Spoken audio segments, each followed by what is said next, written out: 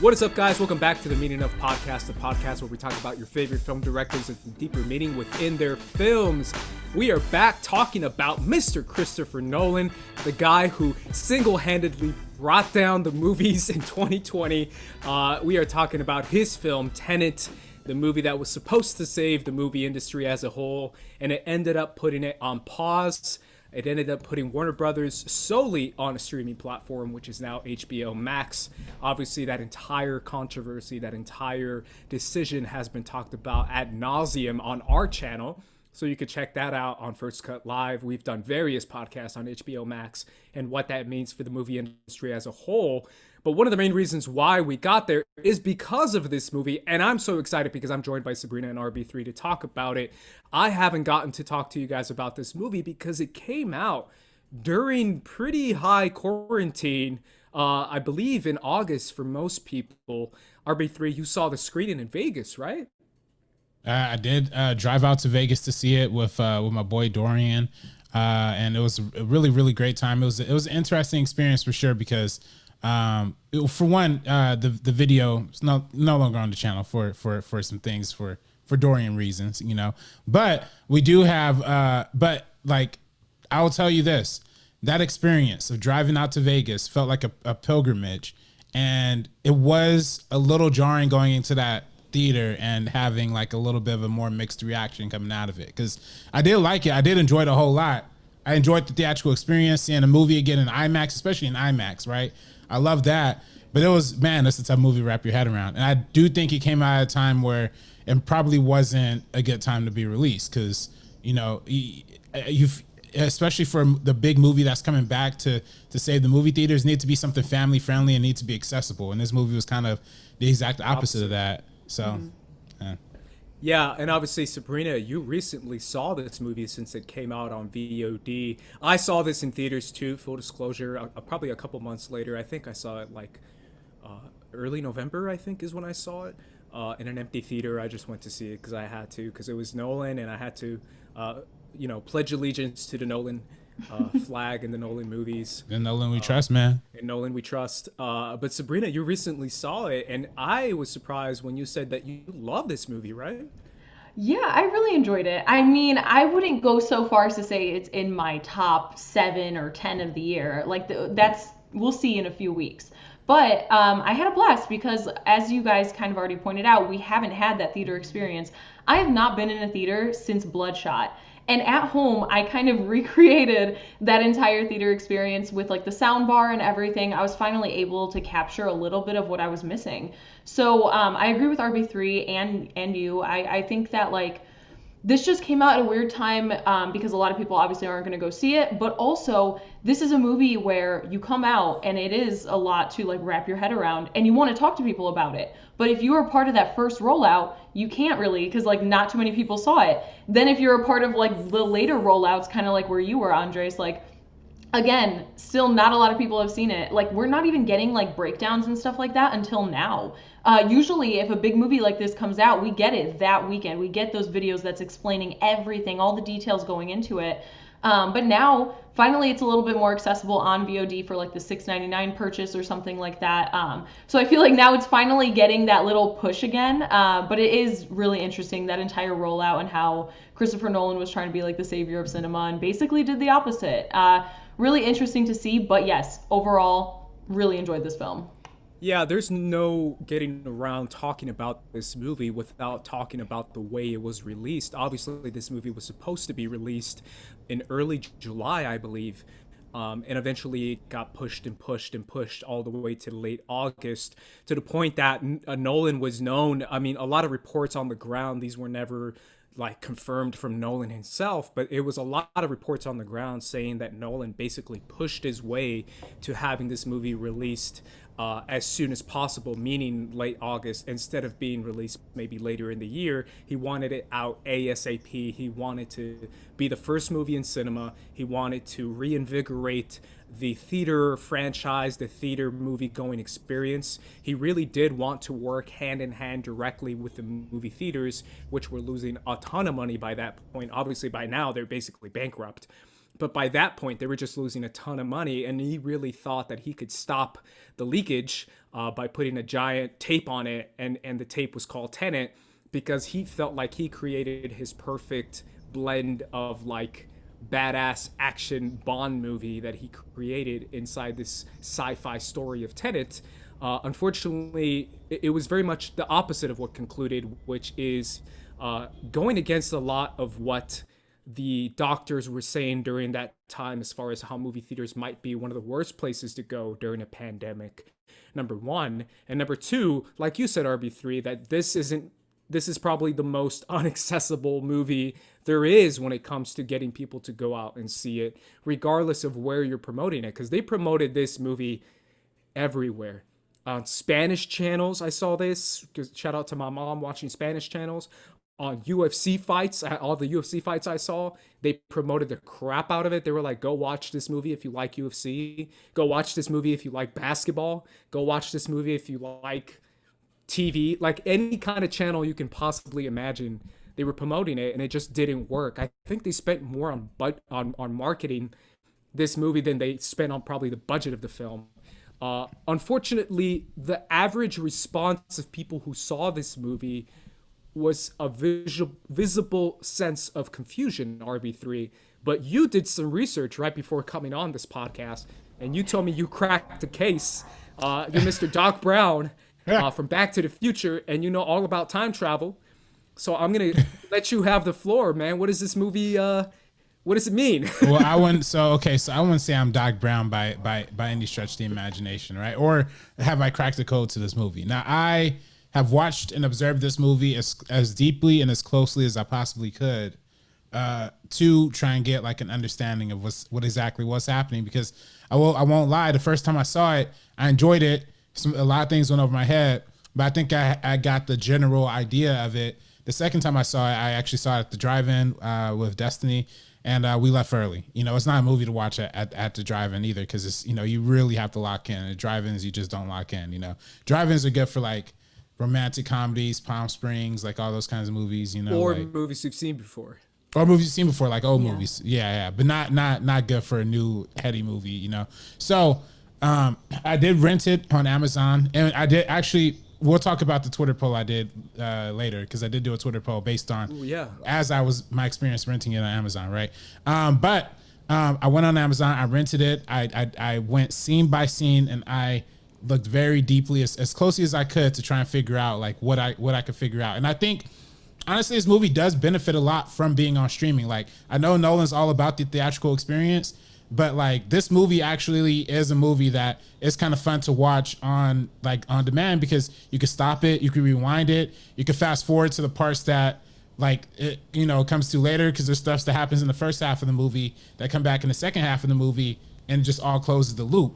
And I think that's kind of what I ended up deriving out of this entire thing, is that it's about a closed loop time travel theory, right? And the fact that like a closed and a closed loop time travel, we've seen examples of that in movies like Primer, which a lot of people haven't seen, but it's really that one is still really difficult to dissect too. But a more simpler example is Harry Potter and Prisoner of Azkaban, right?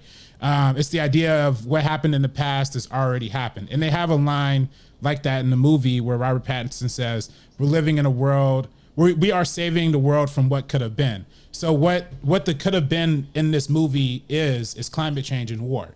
And what they're saying is that the planet ends up getting destroyed in the future, but you know, because in the future they've created an alloy or a metal that allows them to travel back to reverse time and to reverse physics or whatever. I guess it reverses an object's entropy, which is the energy that's created by the movement. Now, the way that the characters are able to move through time is because the turntiles machine inverts the entropy or movement of all of their individual particles. Nolan creates the illusion of inversion by showing the turnstile spinning like a gear in a clock, switching the ticker from clockwise to counterclockwise. The characters, like the bullets, are moving and interacting in reverse while the rest of the world is in normal time. So when we're following their perspectives, the characters actually appear in real time, but the world is inverted. But that's just the illusion. In actuality, the world is always moving normally, but when it's reversed, their movements are actually reversed. And again, this is all difficult to explain, but I'm also going to throw up the visual examples here on screen too to also help. But yeah, ultimately, without going fully into it, I'm going to, there's stuff we could break down scene by scene or whatever. But overall, the whole idea is that where it starts is where it ends, right? Tenet is like reverse, same thing spelled backwards and forward. Yeah, palindrome, and that's exactly what this movie is. Like the beginning of the opera, the opera scene, the opera terror scene is really the exact end of the movie when you see Robert Pattinson's character go back into the time machine, right? Like that's literally like where our movie ends, exactly where the movie begins. He recruits John David Washington. He knows everything about John David Washington because he's already been through this adventure before, even though at the end of Tenet, there is actually an event that changes that past. So what's the implication is that this is going to be his last cycle living this like circular lifestyle, because at the end, he gets shot by that dude. So it's really tricky. It's hard to, I don't know if I did any hope if I hoped in any way with y'all, but I really do consider myself to be, and this RB3, I've seen I think every sci-fi movie there is, right. Every time travel thing there is, and anime time travel, I don't know, you guys don't know that much about it, but there's a ton of anime time travel things. I think Steins Gate is one example, but there's a ton of anime travel that people don't know about that is so dense and so insane, like it'll blow away any Hollywood version of it. So I'm pretty good. I think I'm pretty good. And even I was like, yo, what? Yeah, right. I think the mechanics and the physics of it is always what I kind of focus on. And maybe that's just a nerdy part of me, but I really do feel like there has to be some sort of tangible way for you to explain time travel. It can't just be this metal makes you travel in time. But how does that metal, like Terminator to me is the biggest example, right? Because it's one of the first ones that started to do it and started to do it really well. And in Terminator, they really try to paint a picture as far as like, this is how you travel in time. The physical particles that you are currently touching is what you're traveling in time with. Which is why the new Terminator movie, I don't even know if you guys saw it, Dark Fate, talks a little bit about the time travel aspects of the new Terminator. All that little stuff I really do pay attention to, which is why this movie confused me, because I was like, wait a minute, is it a machine? Is it the physical particles of the bullets that's traveling in time? And is that traveling back in time in a specific location of where that object was? It was a little weird. That's all I'm gonna say. Yeah, I feel like some of that is kind of mostly explained throughout the film. And another thing, like RB3 mentioned, I don't think it's explained fully at all. I feel like it's just like Neil goes, That's the thing, but also I don't know if you guys watched it with like subtitles at all. But you kind of catch certain moments, certain like lines of dialogue that actually do add a lot of stuff that makes sense within the film. And I think one interaction that like slightly explained it for me enough to continue forward with the story is that interaction with Laura, the scientist, in that one scene, obviously with the gun.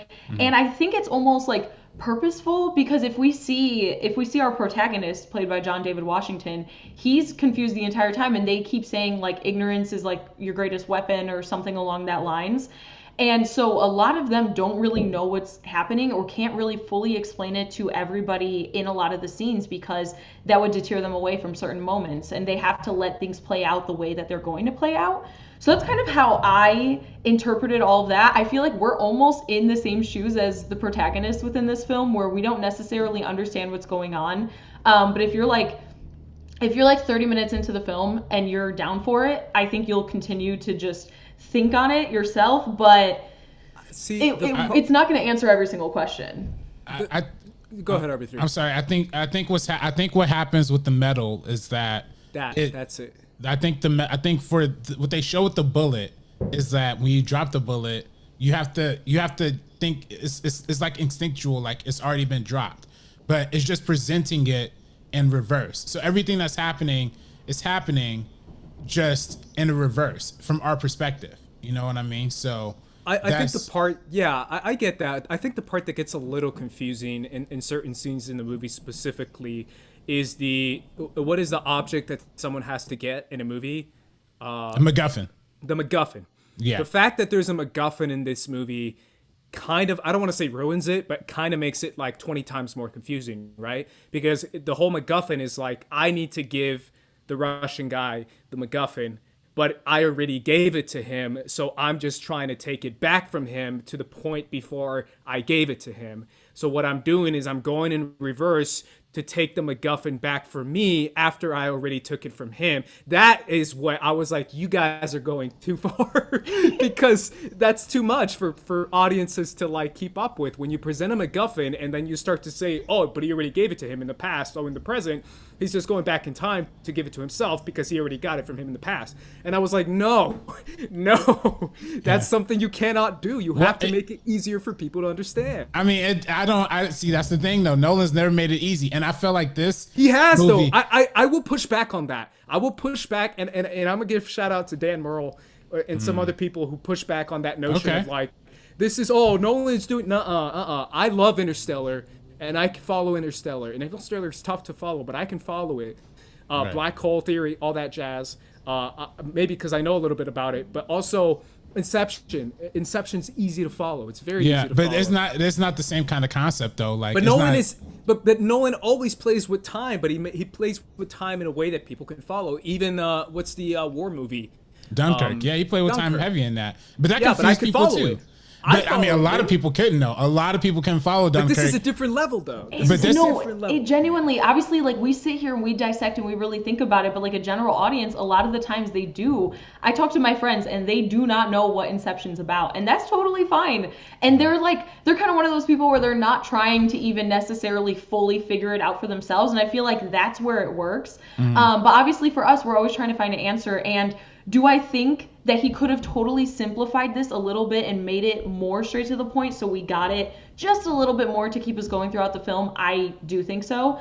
But I was really taken aback, like besides all of the, like real world, like science involved and things that you can apply to it to kind of make the story flow through better for ourselves. The thing that really hit me and what I enjoyed the most about this film, honestly, was the characters and how they explored that going back and forth through time. So, like, not only, even though not every single thing made sense, I love the moments we got where it's like this person's in reverse, this person's going forward. They're even interacting in moments that we've already seen with themselves. I really enjoyed that. And I think it really adds something, and it adds a lot of like depth to each character, because it's almost like I never think this when I come out of a Nolan movie, but I was like, this trio that we have with Neil, the protagonist, and Elizabeth Debicki's character, I was like, I really loved all the character work that he really did with this film. So besides the science, that's what shined for me. That's what like stood out the most. Yeah, because one important thing was the way he used all of those aspects to kind of like start someone's story and end someone's story and really wrap it up in a specific way, but also leave questions or some things for you to kind of maybe think about for yourself. So like, where did these people end up? Yeah, no, I think that works out well. But I don't necessarily know if I find the characters necessarily complex or intriguing in any way.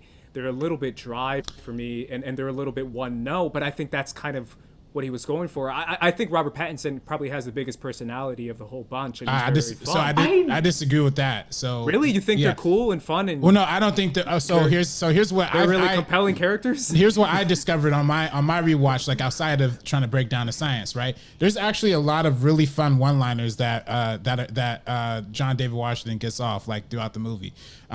For one, after he has that dinner with Elizabeth Debicki and goes into the kitchen, he knows he's about to get beat up. he's like, hey, I ordered my hot sauce over an hour ago. And then when he's sitting down to have that lunch meeting with Michael Caine's character, and he's like, yeah, can I just order what he has? And he's like, oh, okay, cool, I'll bring the waiter. Don't bring the waiter. And then the waiter brings the food, and he's like, can you box that? He's like, no. Like, there's just a lot of like little funny, like little lines in there. Also too, I thought there was another funny one-liner I wrote down here too. When Kenneth Branagh character was discovered that he was, for the CIA or whatever, he's like, we live in the Twilight world. And then John David Washington's like, oh, that's pretty. Is that Whitman?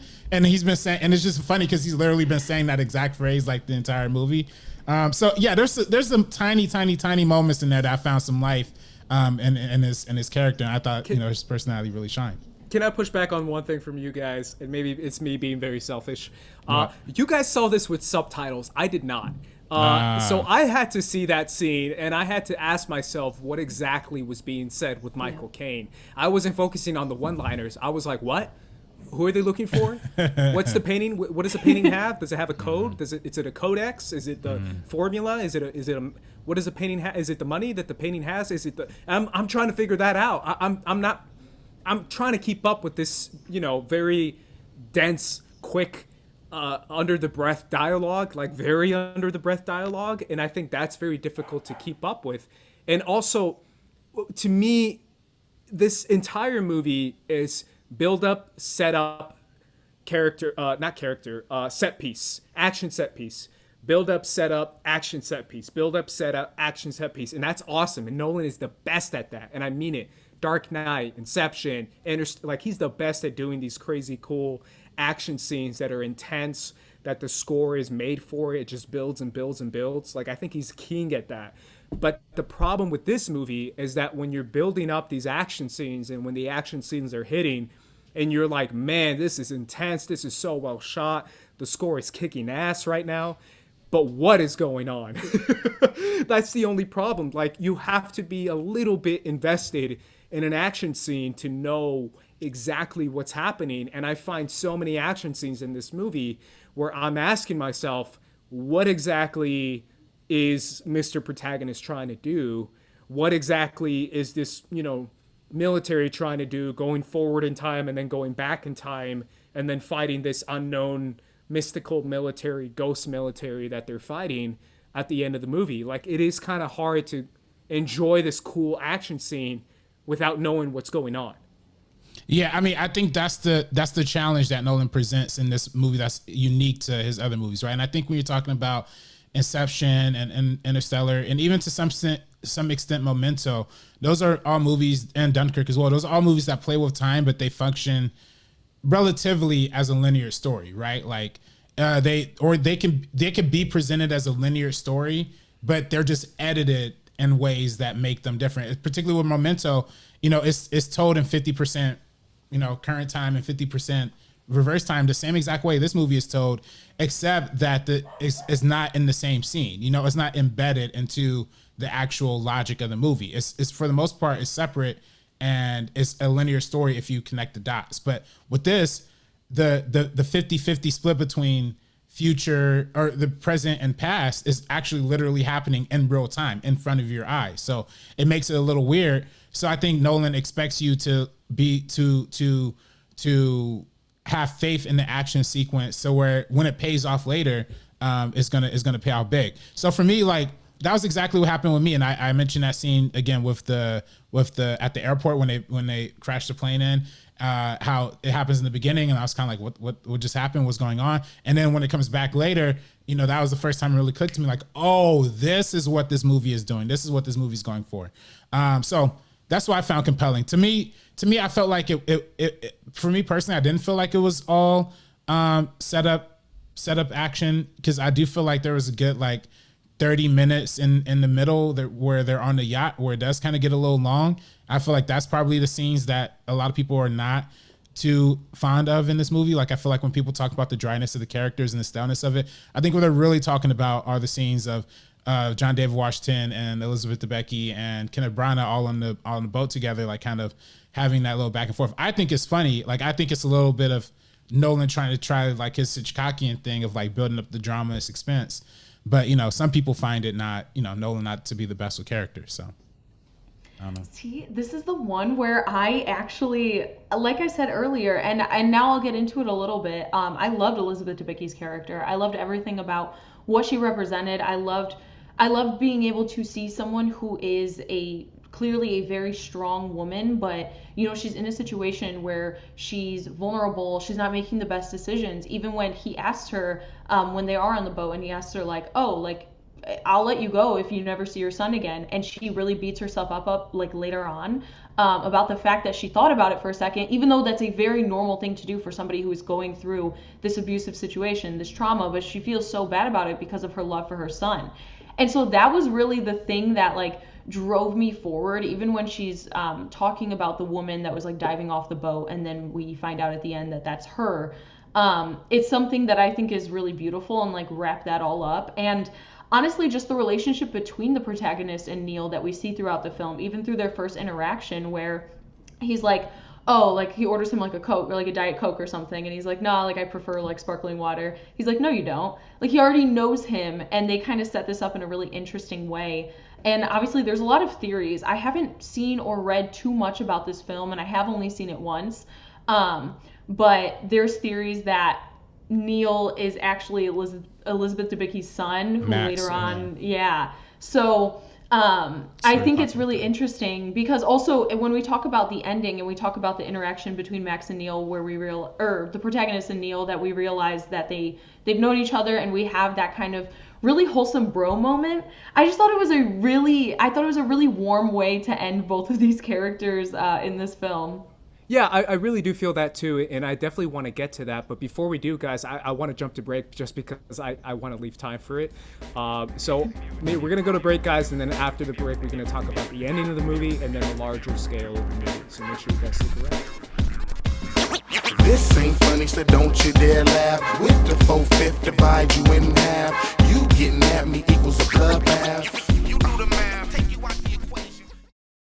What's good, y'all? Andres here. Hey, what's up, y'all? It's RB3. Sabrina here to talk about First Cut's Patreon. Yes. That's right. Now you get to be a part of the First Cut community, as well as support us individually, RB3, Sabrina, and I, and get access to exclusive content all at the same time. First Cut really began with the Meaning of podcast. That started with myself and Andres Cabrera way back in 2017. A little over a year ago, they added me on, and what we really do is just champion diverse voices behind the scenes, in front of the camera. Since we started our YouTube channel, First Cut to House Our Podcast, and we've been growing ever since. This time last year, we crossed over 1,000 subscribers on YouTube, and now we're just a few hundred away from hitting 4K. With access to more monetary resources, we're able to hire another editor, we're able to hire more help, and we're just able to promote the show better in general. So let's run down exactly what you would get on the First Cut Patreon. You get access to the First Cut Discord server, and we're really excited to be able to have another platform to engage with you guys, to talk about whatever. We're gonna have so many different channels. Now, our next tier is going to be our colorist. Video essays are a promise that we made at the very beginning of First Cut that we never really had the opportunity to live up to until today. And the next tier is visual effects. Now, we've always wanted to do movie commentaries here at First Cut, and we finally have the opportunity to do it. Up next is our sound editor category. And this tier includes everything from the previous tiers, but also a monthly Patreon exclusive live stream. And the next tier is the post-production supervisor. We are making this tier our access point for our behind the scenes content. Next up, we have our composer. You get to be in a virtual hangout with RB3, Sabrina, and I. That means you officially get to hang out with us. And then, of course, we have the final tier, which is the director. You could be a part of the First Cut crew occasionally on this tier, where you can actually be a part of some of our episodes. If there's something that you're really, really, really passionate about that you want to talk about with us on the Meaning of Podcast, this is the tier that you want to be at. We are starting Patreon so we can expand and produce more content for you guys to enjoy. I'm super excited to see what 2021 has in store for us, which is why this First Cut Patreon is coming. And whatever way you can support, please do. Again, it's patreon.com/firstcutstudios. Check out our new website on geeksofcolor.co/first-cut to check out our reviews, our videos, and articles that pertain to everything First Cut related. Check it out. Come along, children. Now we're going to have a little music.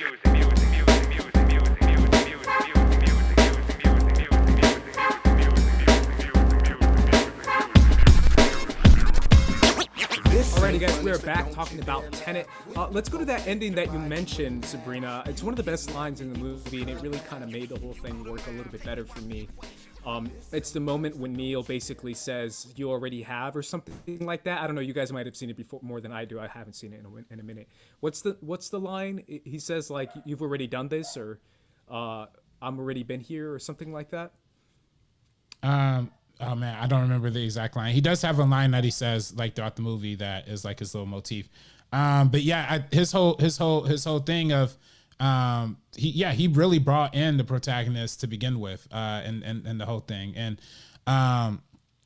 him going back through the I think it's called the turnstiles or the turnstiles. That's what the machine itself is called. That brings you back. He's content with living through the cycle because he just he's his interpretation of time and time movement and time travel and all this is just the do it as he goes approach, right? Like he doesn't want to interfere in what's happening in the present because it's going to affect something that's happening in the future. Like even that scene where he actually confronts the reverse moving John David Washington in the airport. He doesn't tell our version of John David Washington about that because he knows it's going to mess up what's going to happen later. And that, that's the entire tale of his story. He wants to keep the flow of time going at his own natural, rhythm. Yeah. And I mean, it's interesting to see because when we do get to the end, and they have those interactions, it's interesting when we look at the film from the start to the finish, how they interact with each other and their chemistry and dynamic, because obviously Neil always mentions, like I kind of said earlier, like something about like ignorance is like your weapon or whatever. Like you want to stay ignorant about these situations. You don't want to interact or know too much in those times because you don't want to divert away from what is going to happen and what's supposed to happen. And it's just interesting because obviously we have like Neil sees in the moment in the airport, Neil knows what's going on and he's like, no, don't kill this guy. Like we might be able to get some like information out of him, whatever. I just think it's really interesting. And then when we have that little like red tag that we obviously notice in the beginning, we notice at multiple moments, and then we find out it is him. I just think those kind of moments are really special, and that's why I just really enjoyed these characters and their interaction. And I usually don't take that away from a Nolan film too much, where I just go like, I really loved everything about it. But I mean, if Neil is Elizabeth Debicki's son, then that could be something very interesting because when we're going through the film, obviously the protagonist has a thing for her, and he says that he might not go see what they're up to at the end of it, but then he's ends up actually like killing Priya, who's basically the head of all of that, and he's very close by to her. He sees her. So it's something that we could think about in the future where maybe they have some type of platonic relationship. Maybe he does stay like close enough, but just far away where he's not interacting with their lives too much. And then later on, he builds that relationship up with Neil. I think this core trio is something that I found to be interesting and what satisfied me the most. Yeah, what I do like about the movie, and this is kind of where it clicked with me, with that ending, it really implies kind of coming full circle, right? Where obviously this movie is all about time travel, where the entire film, John David Washington is trying to prove himself to these bigger, richer people, whether it be Michael Caine, whether it be the Russian mobster, whether it be Elizabeth Debicki. He's always trying to be like, okay, what's going on? What is this? When the guy recruits him to do the Tenet experiment, he's like, okay, whose plan is this? What's going on? He's trying to figure it out. He's trying to know who's top dog. And then at the end, he's like, Neil, I need to know, man, like who recruited me? Who recruited you? And he goes, you did. And then he starts to cry and he starts to tear up and he realizes like all this time I wanted to find out who was in charge of this organization, who led this entire military operation. And it's me. I'm the protagonist. I'm the one who's in charge. I'm the one who created this organization. I am Tenet. And it kind of is this weight that is placed on his shoulders and lifted from his shoulders at the same time when he hears that line from Neil, when he says, you are the one who recruited me. and he starts to tear up, and that's the best moment of John David Washington's performance in this movie, because it's all the realization of like, oh my God, I'm the one in charge, and I'm the one who created this, and I've done this before, and I'm doing this again, and this is insane. And that to me, it made me work, because it made me feel like that's cool. That's a really cool way to say, you are the one who's in charge of your story. You are the badass in this story. You are the James Bond in this story. You are the one who can lead the charge for the future, and who can fight back against these, Prias and rich conglomerate people who want to use their power for what they want. And I thought that was the coolest part of the movie. Yeah, no, 100%. And and that whole like circular motion that you're kind of talking about, like the whole bringing it back to John David Washington recruiting Neil, and Neil recruiting John David Washington at the very beginning. It's like, who came first, the chicken or the egg, right? And that's like pretty much what we see like in the Dr. Manhattan thing and Watchmen, right? That was one of the things I thought about too when I saw this movie initially as well. But yeah, I think what really makes this movie, especially the fact that, that ending sequence is two giant armies, right? That are going at the same exact time, but it's really one army just moving moving at the same time, but in different time spaces. You know what I mean? So it's kind of crazy. That end sequence is big and gigantic and mind blowing, and ending with the two massive explosions on top of each other to, cancel out each other, which is a totally, I guess, real logical thing that can happen. Having all that still come down to the relationship between these characters at least shows you that Nolan has some regard to him. I think a lot of people kind of unfairly criticize this movie for its lack of character development, but I think in a lot of ways, for one, a lot of people criticize the movie for the exposition dumps. There were a lot of exposition dumps, but I personally thought, it wasn't as egregious as some of his other movies.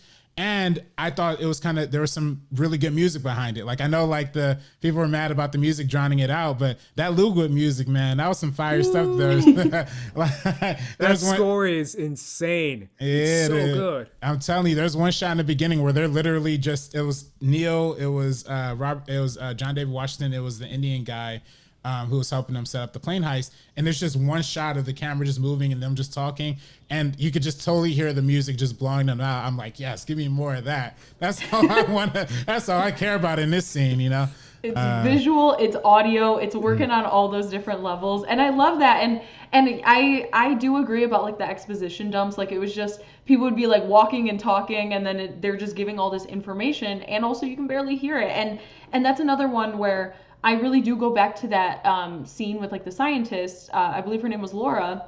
And then she talks a little bit about what he's experiencing with the gun, where I don't know if this necessarily works 100%. And this kind of goes back to what like RB3 said in the beginning, but she mentions a word, she mentions like entropy. So it's kind of that like reverse like energy, something like that. And I feel like that's kind of what brings it all together, but it is something they could easily miss because you're getting so much thrown at you all at once. But that's kind of the thing. So it's like, basically entropy is like obviously like the loss of like energy or something like that. So like how a flame like goes out, or how anything along those lines. And it's interesting to think, I don't know how it specifically applies to that alloy, to that metal, but that's kind of the way they try to explain it in that scene. But with all the exposition dumps that are happening before and afterwards, it's so easy to miss it. So I think on a second rewatch, that's something that I might pay more attention to. Well, I don't know if you had anything to talk about that, like RB3. Well, I think with the for the entropy thing, yes, exactly. I think what you said is like 100% right. The entropy thing in the beginning, like they showed him catching the bullet back inside of the gun, and he's like, it feels weird because the energy is coming back to him. So at the very end, when the explosion is going off, that's timed by the evil people in the future or whatever. The evil people in the future alongside with Kenneth Branagh, their goal is to set a counter explosion in reverse time. So in that way, the energy that is created in the real time explosion is sucked back up in reverse time to bring it back together. So it's weird, and the whole thing of them making that explosion. And I guess if that explosion actually would have went off, I guess what supposedly would have really happened is that everything just would have went black and like the world just would have been straight out destroyed like instantly, because it would have been, what would have happened is the world would have been transported into the future that is the desolate planet and would have been moving back in reverse to where we are now. So it would have taken like 1,000 years to get back to where we are now. So that's just a crazy thing to think, like, and literally it could have been just like a split second off, and then the whole world would have been like gone, you know? That's why I wish they kind of took their time a little bit more at that ending scene, because it did have all those stakes and it did have those end of the world type vibes.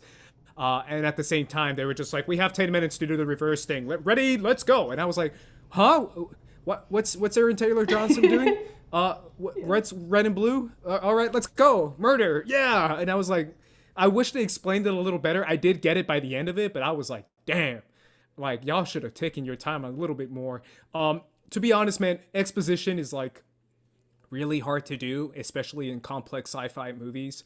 There are countless examples of movies that do it really, really well. Obviously, Terminator, I mentioned, Back to the Future does it well, even though Back to the Future is, not necessarily scientifically accurate. The way to explain something is actually one of the best parts of filmmaking. If you're a really good writer and if you can explain a scientific fact to anyone, any audience, I think that's key and that's king. Obviously, I know, I'm sure people hate it by now, but Avengers Endgame does it really well, to be honest. It's really well written. So there are ways to do it a little bit more easier to digest for general movie-going audiences. I really do feel that.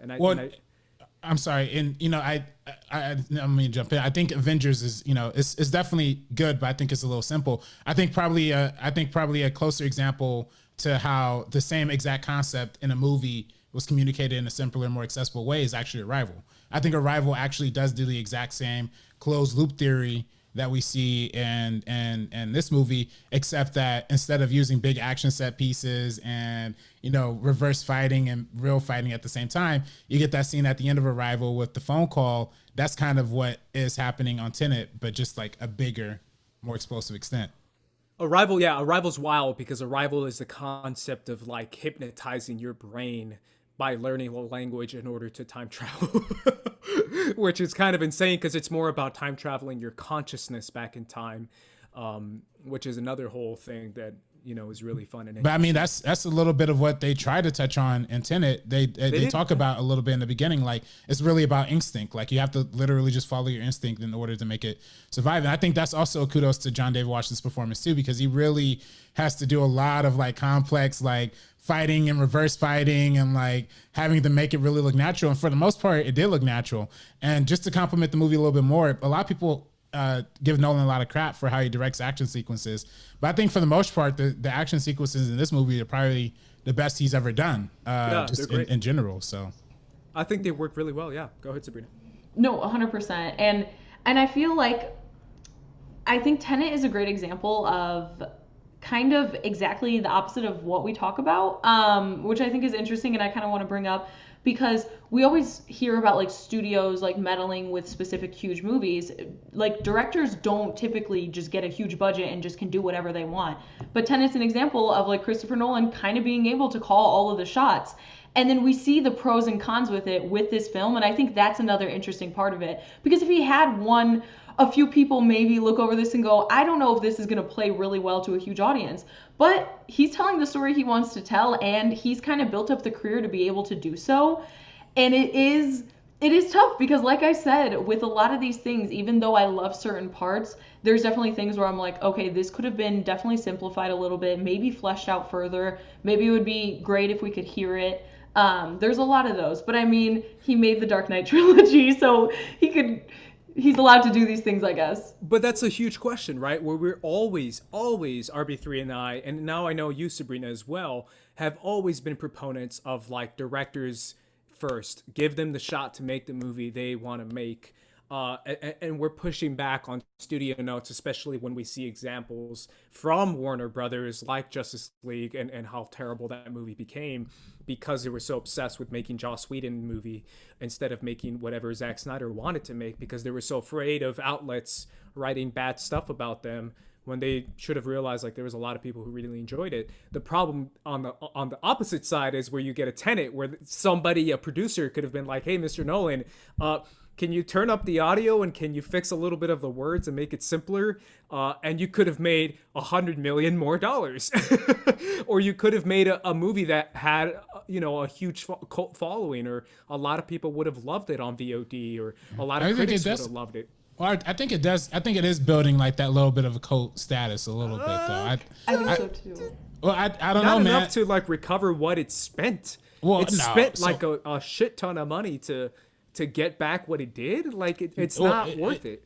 I think it's worth. I think it's worth it to get the creativity. I think it would have been. I also think it would have been worth it in a normal year, and I think that's crucial too. Like I think in a normal year where we would have been inundated with a lot of stupid blockbusters, this would have came out and would have blown everybody's mind, and I think that would have made a lot of money. I think if people would have been able to go to theaters and talk about it with a bunch of friends afterwards, and then see it again to try and figure it out, I think in the normal conditions it would have had that, and I think that's good filmmaking too. Like I think that's good storytelling too. But I do agree with you, Andres. I think if it was simpler, I think it would have been easier to take in during this climate. But I don't want to. I personally, I don't mind it not being as accessible. I think Nolan films get too caught up in trying to be too accessible, and I think it's good how it is. But that's the thing. I'm caught in this in between where I genuinely do enjoy it, and I'm all about the creator first. Obviously, we all are.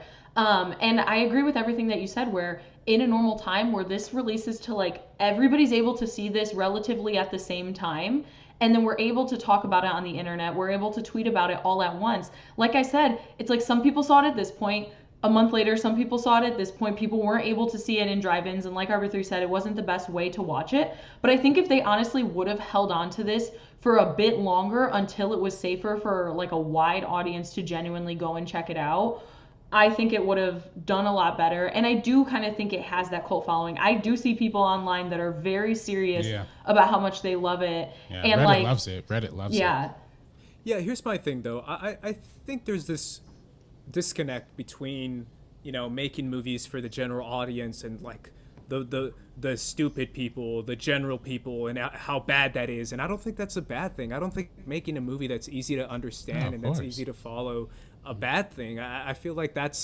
why should it be, an SAT exam, math test portion in order to enjoy a film? Like, I don't think it necessarily should be. I'm not saying it's bad necessarily, but I don't think it's necessarily good either, as if it's some sort of entry pass where if you don't like Tenet, you're dumb, or if you don't understand Tenet, you a dummy. It's like, no, maybe you just didn't do exposition that well, or maybe you just didn't fix the sound design that well. I just feel like that notion is also coming up on film Twitter and on Tenet Twitter, where it is kind of getting a little bit too like, oh, this is smart people movies, and I'm like, is it though? Because I've seen a lot of smart people stuff, and I think this is just like poorly explained movie, and just getting a little too saucy, man. And there's a difference between like ambiguity, leaving a few things for somebody to kind of come up with themselves and let them think on their own, that we see with like I'm thinking of ending things. You could finish that movie and absolutely hate it. It could not be your thing because it is really ambiguous, and you have to put all these pieces together like we did on the channel. But in this one, there is so much to dive into. I'm thinking of ending things that's a lot more simple to go into because it's like just a few people, a few characters. We don't go on this big crazy journey with all these real world implications, talking about like World War III, like literally time overwriting itself. I mean, there's a lot of big things and huge ideas in this film that, if you don't like it and this is like not your thing, that doesn't mean you're any less of a film fan or you're any less intelligent than anybody who does. It definitely just comes down to personal taste. If you can ignore some of those types of pieces and know that you'll never probably be able to explain this film 100% on your own fully, then I think I don't know. I think this movie's like rewatchable in that way, and not in an annoying way where you have to rewatch it to try to understand some more. I think it kind of makes it more intriguing where I definitely plan on revisiting it again, and trying to kind of like work those little kinks out myself. Can I push back a little bit on you guys? And I really want to reiterate this. I'm so sorry, but I really want to make it clear. I think I would have loved this movie, LOVED, capital, because again, I love sci-fi and I love time travel. Those are my two favorite things in all of cinema. And Nolan is one of my favorite directors of all time. If I had subtitles, I really do feel like I would have loved it, but I didn't. I was sitting in a theater with my mask on, alone, and I was, enjoying the score. And that's kind of what I was doing. But the option of subtitles really does help, and I really want to reiterate that fact. Maybe I would have loved it if I did have subtitles on, but I didn't. So and as much as it is brilliant and it is bold, I think to me, I personally consider it like as one of, like, how directors have like those hidden gems, like those like one misses that aren't really misses but just didn't get understood when they came out. Sure. Like the Robbers and Zemeckis and the Contact, like, I've said that before, and there's mad examples of that. Darren Aronofsky's The Fountain. Yes, exactly. I love The Fountain. Exactly. And no one likes that movie. Exactly. And it's weird 100%. as hell, and I love it. Yeah. No, literally. Like those movies that our favorite directors have that they're just a little bit off on. I think this is definitely that for Nolan. Like, I think it's bold. I think it's explorative, and I think it's ambitious. And I do think it's a little sloppy. Like, there are actual things missing that do make it almost literally inaccessible. Like, there's the part where after I guess the silver car heist, like after they got the little briefcase from John David Washington and his friends, like during the inverse time, we never see Kenneth Branagh like actually get it back. Like, we never see like that ever happen. I don't know if that ever happened if that happened in the previous scene or something, or if it was explained away, but we never saw that. So it's kind of tough to even understand that point if we didn't even see that. Also, there's just little points in the movie where it just cuts. Like, there's a time when John David Washington and Robert Pattinson are having a conversation, like they're like, oh, it's time to go to sleep. Then they literally sleep, and then it just cuts to the next scene, and then they're already moving. Like, so there's a lot of just like jumpy elements that do make it a little tougher to even grasp your head around the concept. Also, there's literal moments when they're speaking in reverse. Like, Kenneth Branagh's character is speaking in reverse during that one part with Elizabeth Debicki during the interrogation. Like, and you wouldn't even notice he's speaking in reverse unless you have the subtitles on. And the subtitles don't even give you him in reverse. They just say speak in reverse. So, like, no matter how hard I try and like dissect what's actually happening in that scene, there's no way I can. Like, unless I literally download the movie, reverse the track around, but then the other stuff is happening in normal. It's tough, like. Yeah, I think the way I thought about this movie, and I told you, Sabrina, before you brought up, doing an episode on Tenet, is that I think it's beautiful. I think it's well acted, well shot. That score is fire, but man, is it difficult to understand. Man, is it tough to wrap your head around. It really is, and I really feel like, I don't know. I think if all movie theaters had subtitle options, I think I would have turned those subtitles on and enjoyed the crap out of it. So who knows? Yeah. I agree. I think from like a technical standpoint, when we're talking about like the cinematography, the action sequences, the way we were able to follow like things going in reverse order back and forth, all in one same frame. I think that was all a super, like, that was a marvel. That was a feat for sure. I think that was incredible. And, I think this is going to be one of those films that people talk about forever, not just because of the actual film itself, but because of the release, because what it means for blockbusters going forward, just all of that. I think Tenet's always going to be in the conversation, and that's kind of what Christopher Nolan always wants anyway. So there we go. Sure. Yeah, I stand by my OG review, which is too much dip on the chip, bro. Too much dip on the chip, bro. Just a little. Yeah. A little too much, man. But either way, those are my thoughts. Any final thoughts, RB3? Nah, I mean, I really enjoy this movie. Especially after watching it on home release, I'm probably gonna enjoy it a little bit more after this, to be honest, because even though there are parts that are skippable, I think there are a lot of parts that are definitely mind-blowing, and you could definitely have just a fun time just breaking down like little tiny parts all throughout this movie. Either way, guys, that was our episode on Tenet. Thank you so much for listening. Where can everyone find you, RB3? Find me on Twitter and Instagram at DirectorRB3. Sabrina? You can find me on Twitter and Instagram at SabrinaXMonica, and then also on Twitter at SabrinaOnFilm. And I'm at Squad Leader Race, guys. Make sure you follow us on social media. Make sure you follow us on Patreon. We have a Patreon now. We're going to be doing video essays. You get early access to that. We have a movie commentary coming out, I believe, right now. It's coming out. The Social Network, we are talking about that. If you want to check out our commentary on the Social Network, make sure to subscribe to that tier. It's a lot of fun. I believe it's a lot of fun. I don't know if it's the first commentary. We're trying to get used to it. But hopefully we did a good job. Either way, guys, make sure to support us. Give us a like. Give us a comment. Any way you could support First Cuts, that is the best way to do it. Right here on our YouTube channel. Either way, guys, for the First Cut crew, we're peacing out. Peace.